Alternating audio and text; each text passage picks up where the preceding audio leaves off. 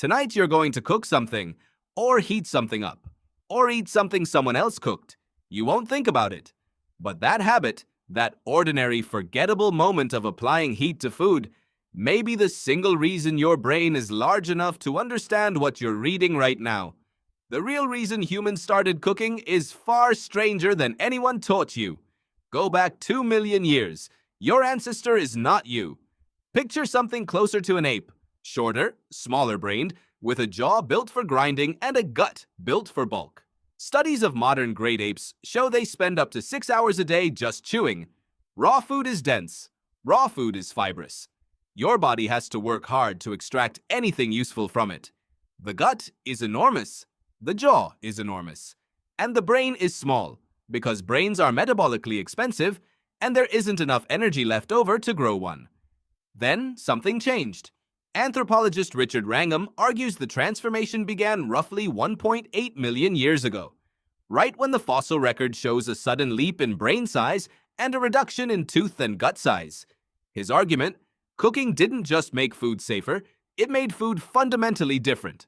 When you cook a potato, you break down the walls holding its starches prisoner. You denature the proteins in an egg so your gut can access them without burning half its energy. Cooked food is pre-digested food. Your body extracts far more energy from the same material with far less effort. Think about what that does to a body over thousands of generations. The jaw gets smaller, the gut shrinks, and all that freed up energy, locked inside a massive jaw and a massive gut, suddenly has somewhere else to go. It goes to the brain. Your ancestors gave up raw digestive power and gained cognitive power. They outsourced digestion to fire, and evolution handed them a brain capable of language, planning, and abstract thought. Researcher Amanda Henry found evidence in fossilized dental plaque showing cooked starchy plants were a regular part of the diet hundreds of thousands of years ago. The proof is baked into your ancestors' teeth. But cooking didn't just change the body, it changed society. When you no longer spend 6 hours a day chewing, you have 6 hours to do something else. You sit, you talk, you plan. The hearth became the first social technology, a gathering point where the group came together not just to eat, but to exist together after dark. The campfire is the original living room.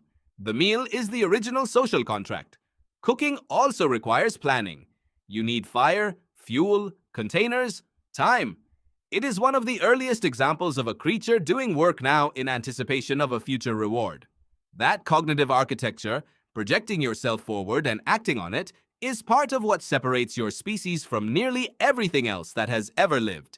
You are, in a very real sense, a cooked animal. Research shows that humans fed purely raw diets struggle to maintain healthy body weight. A significant portion stop menstruating due to insufficient caloric absorption. Your gut cannot extract enough energy from uncooked food anymore. The bargain your ancestors made was permanent. You need fire, not metaphorically, biologically. Tonight, when you flip on a burner or pull something warm from an oven, you are completing a circuit that started before your species had a name. The one with the big brain and the small jaw, who outsourced digestion to fire and used the energy to think its way across the entire planet. You're not just cooking dinner. And somewhere in the warm smell of a meal coming together, your ancient brain recognizes something it cannot explain. Something that feels, against all logic, exactly like home.